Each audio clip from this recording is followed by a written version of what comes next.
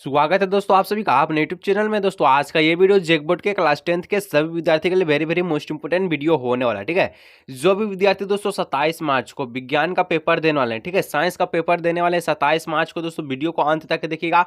और दोस्तों आज की इस वीडियो को जरा सा भी स्किप करके जाने का कोशिश मत कीजिएगा। दोस्तों आज का ये वीडियो सबसे ज्यादा मोस्ट इंपोर्टेंट वीडियो होने वाला है आप सभी को बोर्ड एग्जाम 27 मार्च को लेकर। ठीक है, आज की इस वीडियो में दोस्तों हम लोग देखने वाले हैं झारखंड शैक्षिक अनुसंधान एवं परीक्षण परिषद रांची झारखंड के द्वारा दोस्तों जारी किया गया मॉडल प्रश्न पत्र को सॉल्व करने वाले हैं। और मॉडल प्रश्न पत्र यहां पर आप सभी का सब्जेक्टिव रहने वाला है। ठीक है, आज की इस वीडियो में दोस्तों लोग सेट 4 को सॉल्व करने हैं, वार्षिक परीक्षा 2022-23। ठीक है, क्लास 10 विषय की बात करें तो विज्ञान यानी कि साइंस। ठीक है, समय आपको 1.5 घंटा दिया जाएगा। पूर्णांक की बात करें तो 40 नंबर का रहने वाला है।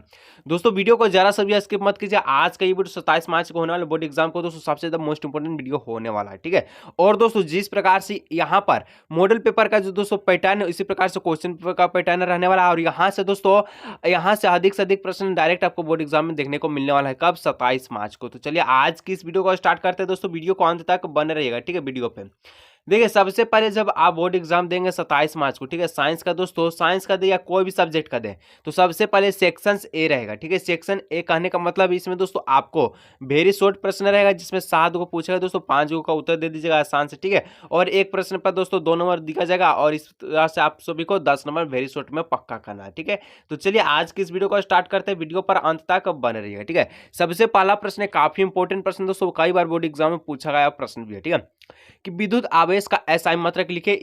इस विद्युत आवेश का एसआई मात्रक लिखे। ठीक है, एक इलेक्ट्रॉन पर कितने विद्युत आवेश होते हैं आपको बताना है। विद्युत आवेश का एसआई मात्रक क्या होता है उसको भी लिखना है, और एक इलेक्ट्रॉन पर कितना आवेश होता है वो भी आपको लिखना है और एग्जामिनर को बताना है। ठीक है, जिस प्रकार से लिखा गया सेम इसी प्रकार से लिखेगा, एक भी नंबर आपका एग्जामिनर नहीं काटेंगे। ठीक है, देखिए विद्युत आवेश, आवेश का दोस्तों एसआई मात्रक क्या होता है? कूलम होता है। ठीक है, कूलम, जिसको हम लोग इंग्लिश के सी अच्छा से डिनोट करते हैं। ठीक है, और एक इलेक्ट्रॉन पर कितना विद्युत आवेश होता है? तो एक इलेक्ट्रॉन पर दोस्तों एक इलेक्ट्रॉन पर 1.6 इंटू 10 का पावर -19 कूलम आवेश होता है। ठीक है, किस प्रकार से लिखेगा देखिए, यहां पर 1.6 इंटू 10 का पावर, ठीक है, -19 कूलम।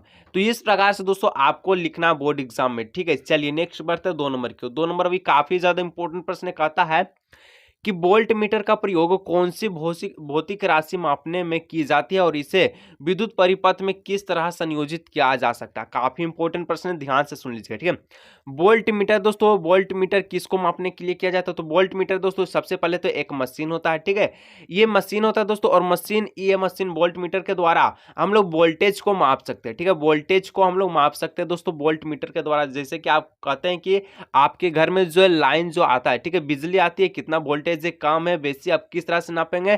तो वोल्ट मीटर से आप प्रयोग कर सकते हैं। ठीक है, तो इसी प्रकार से यहां लिखना है कि वोल्ट मीटर का प्रयोग विभवांतर मापने के लिए किया जाता है। विभवांतर को दोस्तों हम लोग इंग्लिश में वोल्टेज कहते हैं। ठीक है, वोल्टेज, और इसे विद्युत परिपथ में दोस्तों पार्श्विक क्रम में जोड़ा जाता है। ठीक है, समांतर क्रम लिखें या पार्श्विक क्रम लिखें, दोनों बात एक ही दोस्तों।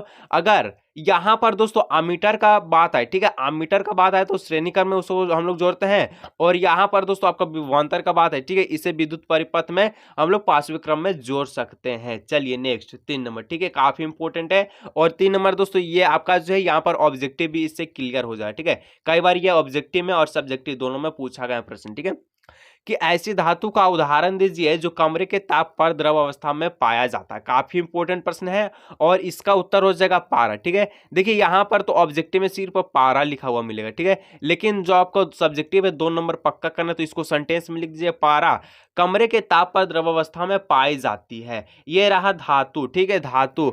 और अधातु की बात है दोस्तों तो क्या हो जाएगा? सभी का आंसर कमेंट में आना चाहिए। ठीक है, कमरे, एक ऐसी अधातु का उदाहरण दीजिए तो जो कमरे के ताप पर द्रव अवस्था में पाई जाती है। जल्दी से कमेंट सेक्शन में नेम के साथ जो है आंसर को दीजिएगा। ठीक है, चलिए 4 नंबर काफी इंपॉर्टेंट है कि एल्काइन का सामान्य सूत्र लिखे। तो एल्काइन दोस्तों एक होता है एल्केन, एल्किन और एल्काइन। तो एल्काइन का जो सूत्र होता है CnH2n-2। ठीक है, और एल्केन का जो सूत्र होता है दोस्तों CnH2n+2। ये एल्केन का सूत्र है। ठीक है, और एल्किन का सूत्र क्या हो जाएगा? CnH2n। ठीक है, तो इस तरह से दोस्तों तीनों फॉर्म आपको याद होना चाहिए। ठीक है, चलिए यहां पर घबराइएगा मत। देखिए ये एल्केन है और ये आपका एल्किन है और ये आपका एल्काइन है। ठीक है, चलिए नेक्स्ट बढ़ते हैं 5 नंबर मेल्डेस आपकी तरफ। ठीक है, तो प्रश्न कहता है कि मेंडल ने अपने प्रयोग के लिए मटर के देखिए आंसर जो है पहले आ गया, ठीक है।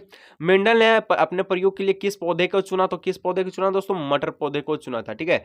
मटर का पौधा दोस्तों आसानी से उपजाऊ है और एक साल में कई बार इसको उपजा सकते हैं, और इसका जो इस पे दोस्तों जो है प्रयोग क्या आसानी से किया जा सकता है, ठीक है। तो इस तरह से दोस्तों आपको यहाँ पर सिर्फ और सिर्फ मटर लिख देना है, आंसर हो जाएगा, ठीक है। अगर यही आपको 5 नंबर में पूछे तो अच्छी तरह से सजा के लिखना है, ठीक है। चलिए 6 नंबर कि एक जैव निम्नीकरण पदार्थ का उदाहरण दे। जैव निम्नीकरण कहने का मतलब है जो मिट्टी में आसानी से दफन हो जाए, कहने का मतलब मिट्टी में आसानी से मिट जाए, ठीक है, गल जाए। और मिट्टी में अगर कोई भी चीज को हम लोग यहाँ पर बेकार चीज को, ठीक है, जैसे कागज हो गया, लकड़ी हो गया या सूती कपड़ा हो गया, इसको मिट्टी के अंदर रख देते हैं तो ये जो क्या करता है, मिट्टी इसको जो है पूरा तरह से अपघटित कर सकता है, ठीक है। इसको हम लोग जैव निम्नीकरण पदार्थ कहते हैं। जैसे कि कागज है, लकड़ी है, सूती कपड़ा, ठीक है, लकड़ी, कपड़ा, सूती और यहाँ पर कागज, तीनों को अगर हम लोग मिट्टी में दफनाते हैं तो ये आपका जो अपघटित हो जाता है। लेकिन प्लास्टिक को दोस्तों आप मिट्टी के अंदर अपघटित करना नहीं, यानी कि प्लास्टिक जो आप मिट्टी के अंदर रखिएगा तो वो अपघटित नहीं होगा। तो प्लास्टिक कौन सा हो जाए, तो अजैव निम्नीकरण होगा, ठीक है। ये ऑब्जेक्टिव में पूछ सकता है और पूछता भी है, ठीक है, ध्यान से सुन लीजिएगा। चलिए 7 नंबर है, काफी इंपॉर्टेंट है कि उत्पाद अपने ऊर्जा के लिए किस पर निर्भर करता है। उत्पाद किसको कहते हैं, घास हो गया दोस्तों, पेड़ पौधा हो गया, ये अपने ऊर्जा के लिए किस पर निर्भर है तो आपको बताना है। और दोस्तों उत्पाद आप जो है, आप देखिए उत्पाद तो घास हो गया, घास हो गया, कोई भी सब्जी हो गया, चावल हो गया, धान हो गया, ठीक है, ये सभी दोस्तों आपका उत्पाद है। और आप जो है आप उपभोक्ता है, क्योंकि चावल का प्रयोग दोस्तों आप खाने के लिए करते हैं, तो आप जो उपभोक्ता है और चावल यहाँ पर उत्पाद हो जाए, ठीक है, जिसको हम लोग यहाँ पर आप सभी को एक प्रश्न में पूछ सकता है, ठीक है, कि यहाँ पर खाद्य श्रृंखला दोस्तों आपको बताना है, तो इस तरह से आप बता भी सकते हैं। लेकिन सिर्फ पूछा उत्पाद अपने ऊर्जा के लिए किस पर निर्भर करता है। देखिए उत्पाद अपने ऊर्जा के लिए दोस्तों जल, सूर्य का प्रकाश, क्लोरोफिल तथा कार्बन डाइऑक्साइड पर निर्भर करता। कौन सी प्रक्रिया में, तो प्रकाश संश्लेषण की प्रक्रिया में जल, सूर्य का प्रकाश, ठीक है, क्लोरोफिल तथा कार्बन डाइऑक्साइड का उपयोग करता है जो पेड़ पौधे होते हैं अपने भोजन बनाने के लिए, ठीक है। चलिए नेक्स्ट सेक्शंस भी अब आ गया, ठीक है। अभी तक का जितना भी प्रश्न है तो दोस्तों 7 नंबर का ये वेरी शॉर्ट का था, जैसे कि मैं आपको वीडियो के आगे में बता दिया। अब जितना भी प्रश्न है ये आप सबका, ठीक है, सेक्शन बी का है, जिसमें भी 7 गो प्रश्न पूछेगा, 5 गो का उत्तर दे दीजिएगा, एक प्रश्न पर 3 नंबर देगा और कुल आपका 15 नंबर सेक्शन बी में आपको मिल जाएगा, ठीक है। तो किस प्रकार से होगा, देखिए यहाँ पर उत्तर हम लोग सबसे पहले प्रश्न को देखते हैं। 7 गो प्रश्न इसमें भी रहेगा, ठीक है, 8 से लेकर 14 तक का। देखिए 8 नंबर का प्रश्न दोस्तों, इसमें एक न्यूमेरिकल भी है, काफी इंपोर्टेंट न्यूमेरिकल है, कई बार बोर्ड एग्जाम में आया है, ठीक है। देखिए 1 एम्पीयर की परिभाषा लिखिए, किसी परिपथ में धारा की गणना करें यदि 500 कूलम आवेश 10 मिनट में इससे होकर गुजरते। तो सबसे पहले हम लोग 1 एम्पीयर को परिभाषित करते हैं। ये दोस्तों ये आपका 2 नंबर में प्रश्न में दिख सकता है, ठीक है, खाली पूछ देगा कि 1 एम्पीयर को परिभाषित कीजिए, ठीक है, और अगर न्यूमेरिकल लगा दिया तो ये आपका 3 नंबर वाला प्रश्न हो गया, ठीक है। सबसे पहले ध्यान रखें 1 एम्पीयर को किस प्रकार से आप परिभाषित कर सकते हैं, तो जब किसी चालक में 1 सेकंड में 1 कूलम आवेश प्रवाहित होता तो उसे हम लोग 1 एम्पीयर कहते हैं। सूत्र की सहायता से समझ ले, ठीक है, आई बराबर विद्युत धारा बराबर क्या होता है, आवेश बट्टे में समय, ठीक है, आवेश बट्टे में समय। अगर आपका आवेश भी 1 है और समय भी दोस्तों 1 सेकेंड है तो दोनों को भाग दीजिए तो कितना, आई भी कितना आएगा आपका 1 आएगा। तो इस तरह से दोस्तों अगर सूत्र भी लिख देते हैं या करके, ठीक है, यहाँ पर या आप सूत्र ये वाला लगा देते हैं तो आपको इससे अच्छा नंबर भी मिल सकता है, ठीक है। अब नेक्स्ट था यहाँ पर एक न्यूमेरिकल कि किसी परिपथ में धारा की गणना करें 500 कूलम, जबकि आवेश दोस्तों यानी कि क्यू आपका 500 दिया गया है और समय दोस्तों टी आपका जो है 10 मिनट दिया गया है, ठीक है, इससे होकर गुजरता है। तो यहाँ पर धारा का गणना करना है। चलिए हम लोग गणना करते हैं, ठीक है, गणना। देखिए सबसे पहले तो आपका क्यू कितना है, तो 500 है, क्यू हम लोग 500 लिख लिए। टी कितना है दोस्तों, तो टी था आप सभी का यहाँ पर 10 मिनट। तो एक चीज ध्यान रखें, जो समय है ये आपका मिनट में, ठीक है, मिनट में। लेकिन जब भी आप धारा की गणना करेंगे, विद्युत धारा यानी कि आई का, तो दोस्तों आपको जो समय है ये सेकंड में इसको परिवर्तन करना होगा सबसे पहले, ठीक है। तो जो आपका 10 मिनट है इसको हम लोग सेकंड में परिवर्तन करते हैं, तो किस प्रकार से होगा, 10 को हम लोग 60 से गुना कर लेंगे तो कितना हो जाएगा दोस्तों, 600 हो जाएगा, 600 सेकेंड, ये आपका समय हो गया, ठीक है। अब आई बराबर क्या होता है, फॉर्मूला लगा दीजिए, क्यू बट्टे में टी होता है, ठीक है, क्यू बटे में टी होता है। तो क्यू कितना है दोस्तों, क्यू आपका 500 है, कितना है 500 यहाँ पर लिख लीजिए, और आपका टी कितना है तो 600 है, 600 नीचे में लिख लीजिए। दो जीरो से दो जीरो कट गया, 5/6 आया, ठीक है। 5/6 को अगर डिवाइड दीजिएगा तो कितना आएगा, 0.6 8 चौके कितना हो जाएगा 48, यानी कि 6 8 48 8 और 2 बच गया दोस्तों, तो 6 18, यानी कि 0.83 एम्पियर हो जाएगा, ठीक है। किस प्रकार से लिखना, देखिए आई बराबर जो आपका आंसर आया ये 0.83 एम्पियर आया, ठीक है। बहुत ही आसान तरीका से इसको हम लोग सोल्व किए आंसर, ठीक है। एम्पियर लिखना जरूरी है दोस्तों, अगर इसका जो हम लोग नहीं लिखेंगे एसआई मात्रा जो आपको एक भी नंबर नहीं मिलेगा बोर्ड एग्जाम में, ठीक है। न्यूमेरिकल कितना भी अच्छी तरह से बना लीजिए, लास्ट में एसआई मात्रक नहीं लगाते तो नंबर नहीं मिलेगा, तो समझ लीजिए कि विद्युत धारा का यहाँ पर एसआई मात्रक एम्पियर होता है, ठीक है। चलिए नेक्स्ट यहाँ पर 9 नंबर कहता है कि निम्नलिखित को स्पष्ट करें, ठीक है। सबसे पहला प्रश्न है कि किसी तार का प्रतिरोध उसके अनुप्रस्थ काट के क्षेत्रफल में परिवर्तन के साथ किस प्रकार जो है परिवर्तन होता है, सबसे महत्वपूर्ण प्रश्न, ठीक है। देखिए किसी तार का प्रतिरोध उसके अनुप्रस्थ काट के क्षेत्रफल में परिवर्तन के साथ किस प्रकार से परिवर्तित रहती है, परिवर्तित होता आपको बताना। देखिए किसी तार पर प्रतिरोध उसके अनुप्रस्थ काट के क्षेत्रफल में वृद्धि होने पर प्रतिरोध बढ़ता है, जबकि उसके अनुप्रस्थ काट के क्षेत्रफल में कमी होने पर प्रतिरोध बढ़े यहाँ पर घटेगा। तो ध्यान रखिए प्रतिरोध क्या होता है, धारा को रोकता है, ठीक है। एक तार है दोस्तों, ठीक है, ये आपका तार है, ध्यान सुनिएगा, ठीक है। इस प्रकार से आपका ये एक तार है, ठीक है। ये आपका एक तार हो गया और यहाँ पर दोस्तों दूसरा का तार हो गया, ठीक है। तो क्षेत्रफल किसका ज्यादा लग रहा है, तो बोलेगा सर यहाँ पर बी वाला का क्षेत्रफल ज्यादा और ए वाला का कम है। तो इसमें देखिए दोस्तों जितना क्षेत्रफल कम उतना प्रतिरोध यहाँ पर क्या होगा, जितना क्षेत्रफल क्या बोला था, क्षेत्रफल वृद्धि होने पर प्रतिरोध बढ़ता है, और क्षेत्रफल दोस्तों यहाँ पर वृद्धि होने पर क्या होता है, प्रतिरोध बढ़ता है, जबकि उसके अनुप्रस्थ काट के क्षेत्रफल में कमी होने पर प्रतिरोध घटता है। तो क्षेत्रफल बढ़ेगा तो क्या प्रतिरोध आसानी से यहाँ पर बढ़ेगा, ठीक है। और क्षेत्रफल कम है दोस्तों तो क्या होगा, प्रतिरोध कम जाएगा। क्षेत्रफल कम होने पर प्रतिरोध कमता है, क्षेत्रफल बढ़ने पर प्रतिरोध बढ़ता है। तो इस प्रकार से आप लिख सकते हैं, ठीक है, कि किसी तार का प्रतिरोध उसके अनुप्रस्थ काट के क्षेत्रफल में वृद्धि होने पर प्रतिरोध बढ़ता है, जबकि उसके अनुप्रस्थ काट का क्षेत्रफल कमी होने पर प्रतिरोध घटता है। नेक्स्ट बी नंबर बोला था कि किसी चालक का प्रतिरोध किन कारकों पर निर्भर करता है, तो इसका उत्तर लिखिए, ठीक है, कि किसी चालक का प्रतिरोध निम्नलिखित कारकों पर निर्भर करता है। सबसे पहले कि चालक की लंबाई पर निर्भर करेगा, और चालक के अनुप्रस्थ काट के क्षेत्रफल पर निर्भर करेगा, ठीक है, और चालक के पदार्थ के प्रकृति पर निर्भर करेगा। इसके लिए दोस्तों एक सूत्र होता है, ठीक है, आर बराबर, ठीक है, क्या होता है, रो एल बट्टे में ए होता है, ठीक है। तो यहाँ पर एल जो है दोस्तों लंबाई हो गया, ये आपका क्षेत्रफल हो गया, ठीक है, और ये आपका दोस्तों पदार्थ की प्रकृति हो गया, ठीक है। चलिए नेक्स्ट 10 नंबर, ठीक है।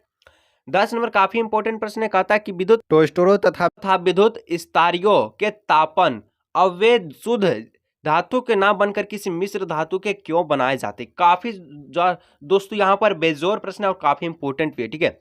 इसको समझ लीजिएगा, कोई दिक्कत नहीं हो। देखिए सबसे पहले कि विद्युत टोस्टरों तथा विद्युत स्तरियों के तापन, ठीक है, अब वे शुद्ध धातु के ना बनकर किसी मिश्र धातु से के बने जाते हैं, क्योंकि मिश्र धातु का गलनांक शुद्ध धातु की अपेक्षा काफी ज्यादा होता है।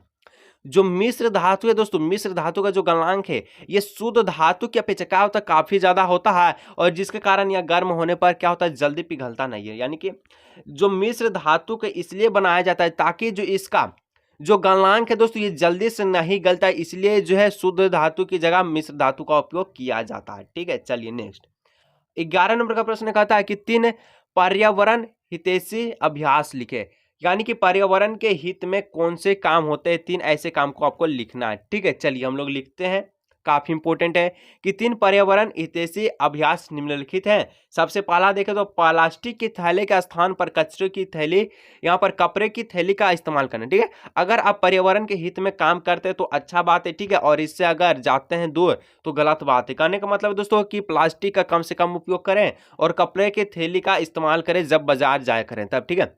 और गाड़ी की अपेक्षा दोस्तों, गाड़ी की अपेक्षा साइकिल का प्रयोग करें, जिससे जो है धुआं जो है दोस्तों काफी कम मात्रा में जो है हो, ठीक है।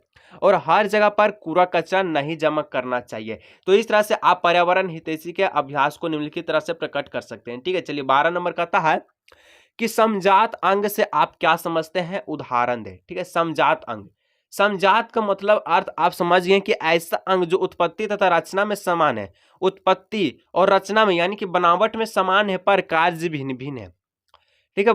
बनावट में दोस्तों समान है, लेकिन उसका कार्य क्या है, भिन्न भिन्न है। जिस प्रकार से हम लोग यहाँ पर उदाहरण देखते हैं, इसे हम लोग समझात अंक कहते हैं। और उदाहरण देख ले तो पक्षी के पंख तथा घोड़े के अग्रपाद, ठीक है, यानी पक्षी का पंख और घोड़े के जो अग्रपाद, घोड़े का जो अगला पैर होता है दोस्तों, उसको आप उसके हड्डी को मिलाएगा तो दोनों का संरचना आपको एक जैसा मिलेगा, ठीक है। लेकिन इनका काम अलग है। पंछी का पंख उड़ने के लिए काम होता है, लेकिन घोड़ा के जो अग्रपाद है ये दौड़ने के लिए काफी तेज जो उपयोग होता है, ठीक है। इसी प्रकार से आप लिख सकते हैं कि मनुष्य का बाजू तथा गाय का अग्रपाद, तो मनुष्य का जो बाजू होता है दोस्तों वो गाय का अग्रपाद की तरह जो है, यहाँ पर उनकी संरचना बनावट एक है, लेकिन जो दोनों का अलग अलग कार्य है, ठीक है। इसी प्रकार से मेढक के अग्रपाद तथा पक्षी के पंख, तो आप समझ गए हैं, इतना आपको समझाने की जरूरत नहीं है, ठीक है। चलिए अब 13 नंबर देख लीजिए, ये भी काफी इंपॉर्टेंट है कि परितंत्र में अपमार्जनको का, ठीक है, क्या भूमिका है। अपमार्जको, इसका मतलब होता है दोस्तों, अगर आप कोई भी, ठीक है, कोई भी सड़ा गला पदार्थ है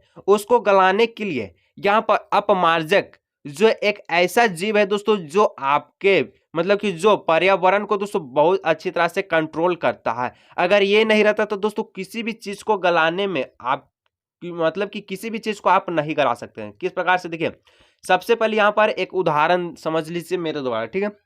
मान चलिए दोस्तों कोई आलू था, ठीक है, आलू था वो सड़ गया, तो सड़ गया तो उसमें दोस्तों देखिएगा तो छोटे छोटे से कीड़े रहते हैं, ठीक है। आलू जब सड़ जाता है उसमें छोटे छोटे से कीड़े रहते हैं।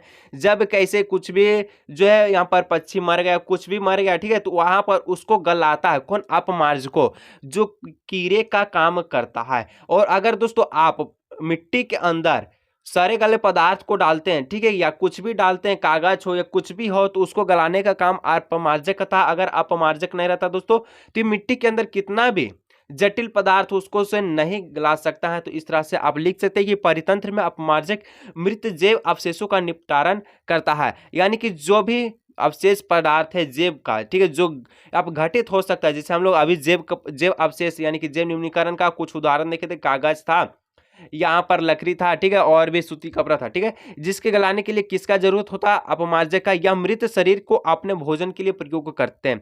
और कोई भी मरे इंसान है, ठीक है, उसको क्या करता है, जब नीचे मिट्टी के अंदर गाड़ा जाता है दोस्तों, तो उसको अपमार्जक ही गलाता है, ठीक है, और वह जटिल पदार्थ को सरल पदार्थों में परिवर्तन कर देता है। तो इस तरह से आप कह सकते हैं कि अपमार्जक जो है परितंत्र का एक बहुत ही ज्यादा महत्वपूर्ण भूमिका निभाता है, ठीक है, बहुत सारे वस्तुओं को गलाने के लिए, ठीक है। तो यहाँ पर दोस्तों जिस प्रकार से एक और उदाहरण केंचुआ होता है, तो केंचुआ दोस्तों किस प्रकार से उदाहरण, यहाँ पर केंचुआ को किसानों का मित्र किस लिए कहा जाता है, कमेंट सेक्शन में कमेंट कीजिएगा, ठीक है। चलिए 14 नंबर कहता है कि समजातीय श्रेणी क्या है, और उदाहरण के साथ बताइए, समझाइए। समजातीय, देखिए अर्थ इसका पकड़ लीजिए, यहीं से आपका बन जाएगा। ऐसी कार्बनिक यौगिक, कार्बनिक करने का मतलब है कार्बन और हाइड्रोजन यौगिक, जिसमें एक ही प्रकार के पर्याक्तमक समूह, कोई भी पर्याक्तमक समूह हो जाए, ठीक है, चाहे वह एल्कोहल हो जाए, कीटोन हो जाए, या कुछ भी हो जाए, उसे समजातीय श्रेणी कहते हैं। जैसे कि लास्ट में आपको लिखा हुआ मिलेगा, जैसे कि CH3OH है, C2H5OH है, C3H7OH है, सबके लास्ट में क्या है, OH। OH प्रकारात्मक समूह को हम लोग क्या कहते हैं, अल्कोहल कहते हैं। तो सभी में अल्कोहल है, ठीक है। तो इस प्रकार से आप कह सकते हैं कि समजातीय श्रेणी में होंगे, ठीक है। चलिए, और अभी तक दोस्तों वीडियो को लाइक नहीं किया, अभी एक बार भी नहीं बोला हूं, वीडियो को लाइक और चैनल को सब्सक्राइब करके, ठीक है, बेल आइकन को जरूर से प्रेस कर लीजिएगा दोस्तों। अब नेक्स्ट यहाँ पर सेक्शन सी, ठीक है, तो सेक्शन सी का जो प्रश्न है दोस्तों यहाँ पर देखना यह है कि इसमें अब आपको 5 गो प्रश्न पूछेगा, 3 गो का उत्तर देना है, ठीक है, 5 गो पूछेगा, 3 गो का उत्तर देना, और 15 नंबर दोस्तों आपको जो सेक्शन सी में भी मिल जाएगा, ठीक है। तो देखिए जो सेक्शन सी का जो वीडियो दोस्तों 15 से लेकर 19 तक का रहेगा, ठीक है, 15 से लेकर 19 तक का ये जो वीडियो आपका नेक्स्ट पार्ट इसका बने दोस्तों पार्ट 2, जल्दी से कमेंट कीजिए कि पार्ट 2 का वीडियो चाहिए या नहीं चाहिए, ठीक है। काफी इंपॉर्टेंट प्रश्न दोस्तों। चलिए हम लोग मिलेंगे अगले नेक्स्ट वीडियो में।